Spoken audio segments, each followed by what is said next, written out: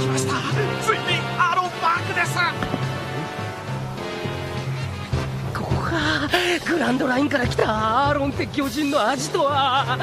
After leaving breadcrumbs over the past 2 episodes, we finally catch up to Nami as she makes her way to Arlong Park. We saw the tears she shed remembering the comfort of her friends and the absence of any emotion when she caught her first glimpse of the Fishman pirate flag. What I love is how effective Oda is at creating intrigue in the character's motivations. He made a point of showing us Nami's reaction as she saw what Luffy was willing to fight for. He showed us moments of her becoming friends with this unlikely group of pirates, and then all at once, she betrayed the crew. It was a shock, but it was also set up from the beginning. When Luffy first met Nami, she told him how much she hated pirates. In fact, she targeted pirates because she has no moral qualms with stealing from such despicable people. Nami has shown herself to be capable of cold calculations, but more often acts with kindness and empathy. That's why it's so shocking to see this moment. A child runs towards Arlong's compound with a sword raised above his head. He says that Arlong killed his father and he is seeking revenge. He tells Nami to move or he will kill her too. In the next moment, Nami knocks the kid into the dirt and tells him that Arlong doesn't have time to bother with brats like him. Her behavior continues to be conflicted though, as she throws some cash to the child and tells him to use it to at least keep himself safe. Then it's revealed that Nami is a pirate herself, a prominent member in one of the most ruthless pirate groups in the East Blue. It's something that Oda does so well, creating characters that often act in ways that seem hypocritical or just plain odd. He leaves clues that there might be more going on than what we see on the surface. As we enter into the next arc, it's something that we should continue to examine and think about. Granted, it's hard not to feel that Nami is showing her true colors as she tells Arlong that Zoro is merely a sucker that she had tricked along the way. She shows Zoro her arm, tattooed with Arlong's Jolly Roger, and it feels like this must be the real Nami. She is undoubtedly part of Arlong's crew and appears to have no concern for Zoro's safety. This is my favorite arc that we have seen so far, and I can't wait to follow Oda's path of breadcrumbs to the Grand Line and beyond.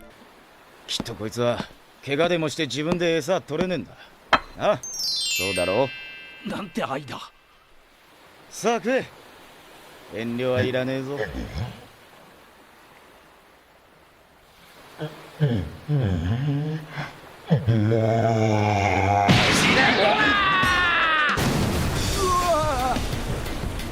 あんた何やってんすか。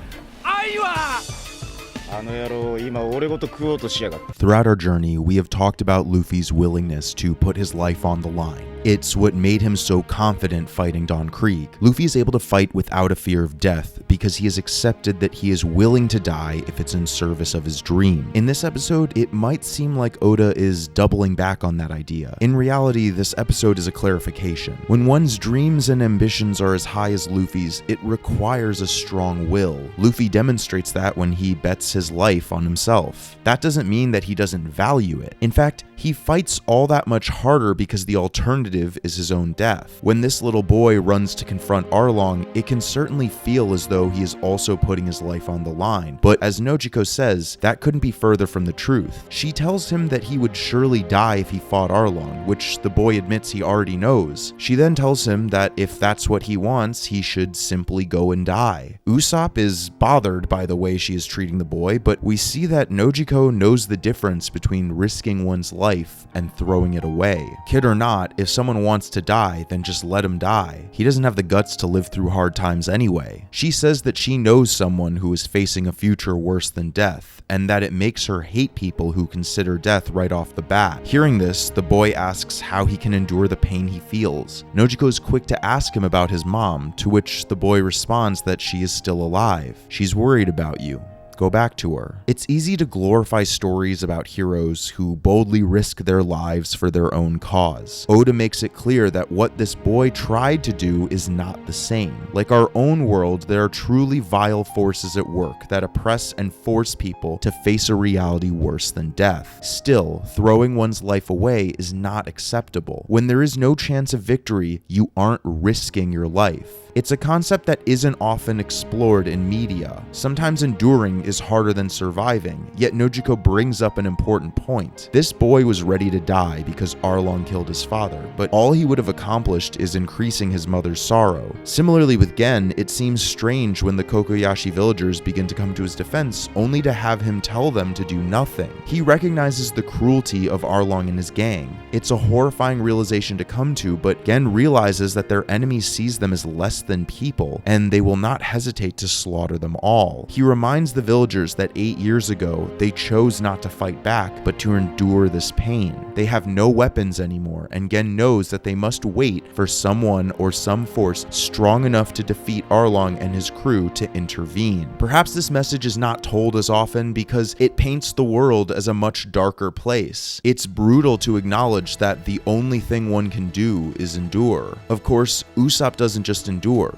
He fires a shot at Arlong and saves Gen's life. So, what is Oda trying to say here? Usopp is not much stronger than the villagers at this point, so why is it okay for him to act against the pirates? It's because he has resources that the villagers don't. He has a long-range weapon, which will allow him to get away. He is an outsider who doesn't have to worry about his family and friends facing repercussions for his actions, and he has strong friends that he knows will fight by his side once they arrive. For Usopp, he isn't throwing his life away. He's choosing to risk it to save Gen. Oda is asking us to consider our own lives. Whether you are Gen or Usopp, it's important to recognize your own situation and act accordingly. Don't throw your life away for nothing, but also recognize when you have the power to risk something of yours to help someone else. They could be enduring for as long as they can, and you could have the power to save them.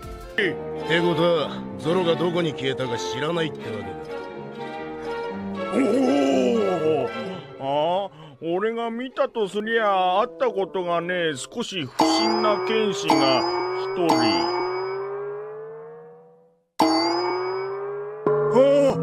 あいつか。100 million berries.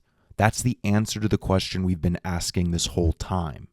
Why did Nami betray her friends? We've seen the conflict within Nami as she tries to uphold her ruthless image while also protecting her friends from Arlong and his crew. It's why she tried to convince Zoro that she was not on his side right before diving into the water to save him. She even freed Zoro, not because she wanted his help, but because she wanted him to escape and leave her to deal with her problems alone. After 8 years of stealing and backstabbing, she is so close to her goal, and yet, because of these friends of hers, everything that she built is at risk. As she returns to Arlong Park, the fishmen are discussing their suspicions that she was the one who let Zoro escape. Not only that, but Usopp has been captured and they are discussing whether they should kill him now or later. She took on the risk of saving Zoro and he cut up Arlong's crew because he was bored, which only succeeded in angering Arlong. 8 years of work are at risk, all because she's chosen to show kindness to a small pirate crew. It could make a person snap. That's what makes this scene so incredible. Nami is the first person to notice that Usopp is about to attempt an attack, and she knocks him to the ground. When she looks up at him again, there is a look we haven't seen on Nami before. It's cruel and detached. Even Usopp has a moment of realization that she's no longer on his side. He fires a smoke bomb and seems to be in the clear until Nami stops him. She stabs him, and the blood makes it clear that this wasn't some trick.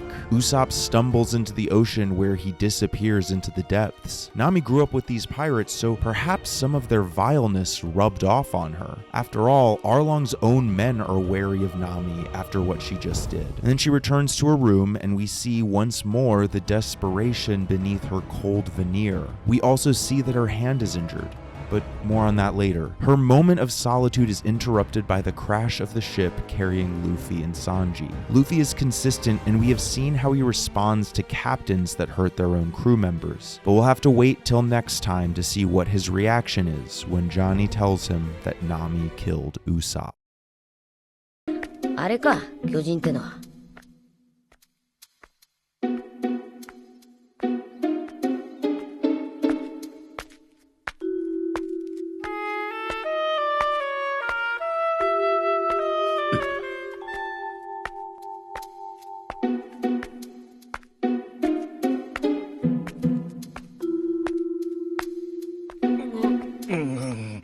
おい、待て！お前！あ、呼んだか？お前誰だ？この島で何してるんだ？そんなこと聞いてどうすんだ？それもそうだ。お前の言う通りだ。俺はルフィ。散歩中だ。散歩中？いってらっしゃい。Luffy decided to take a nap. Not quite what you expected. It's very different from his reaction when Johnny first told him that Nami killed Usopp. So how do we make sense of this reaction from Luffy? It's odd for 3 reasons. The most obvious is that he's not bothered at all that Nami tells them to leave, and he falls back and begins to take a nap in the middle of the road. Despite Nami's warning that Arlong is looking for them, Luffy says that he is in no rush to leave. In fact, he doesn't care at all what's happening on the island. He's just a little sleepy and wants to rest. It's also odd that Nami doesn't set the record straight regarding Usopp's death.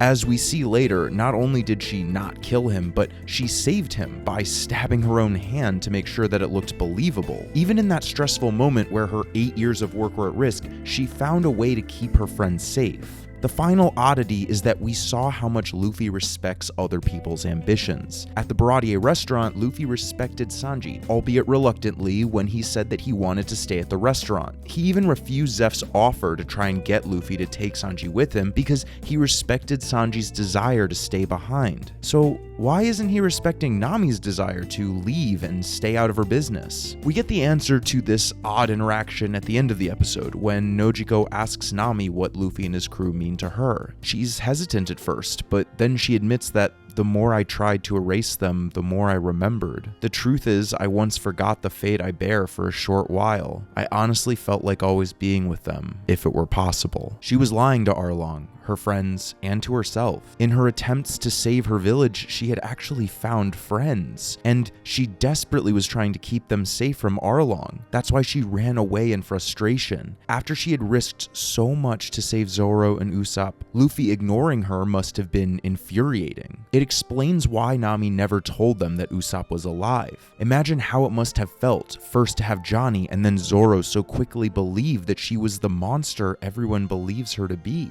After all she had done to save them, perhaps it was simply easier to accept that she would always be viewed as a heartless person. Let's also not forget how little Luffy spoke in the whole interaction with Nami. He was silent until Nami said goodbye to them. It's also odd that when she says this, her eyes are hidden. Luffy clearly saw something in this farewell that caused him to pause. It goes back to the difference between Luffy listening to Sanji and ignoring Nami. There is an obvious difference in the motivation behind Sanji wishing to stay at the restaurant to help protect Zeph's dream, and Nami telling the crew to move on because she doesn't want to put them in danger. However, I'm not trying to make the argument that Luffy is such an emotionally intelligent person that he was able to perfectly understand the different emotions driving these statements. Instead, it's the consistency in the way he views his friends that informs the way he acts. Even when Johnny tells him that Nami has killed Usopp, he doesn't believe it. Luffy has also shown himself to be stubborn. Sanji didn't tell Luffy to leave, he simply said that he was going to stay at Baratier. Nami is telling them to leave because it is too dangerous, but Luffy doesn't care. He respects her wishes in the sense that he is not going to storm Arlong Park, but he is making his own decision to stay. Clearly, we need to know more of what has happened in the last 8 years since Arlong took control of Kokoyashi Village. Good thing Nojiko is here to give us that much needed backstory, except that Luffy isn't interested at all. I don't care about her past. We'll explore this idea further, but for now, this statement perfectly explains the oddness in the interaction between Luffy and Nami. Nami told them that they were outsiders and had no idea what was going on. She told them that she had never liked them and that she wanted them to leave because she was trying to hide the fact that it breaks her heart to send them away. Luffy doesn't care about trouble or baggage in Nami's past. He accepts Nami for who she is now, and he will respect her wishes to stay out of the conflict. But he still wants her to be their navigator. She never said that she wanted to stay behind, so Luffy is merely waiting for his friend to join them. Hey, Ciano here. Thank you so much for watching. If you made it this far, consider subscribing because I do put out content daily, and all I have left to say is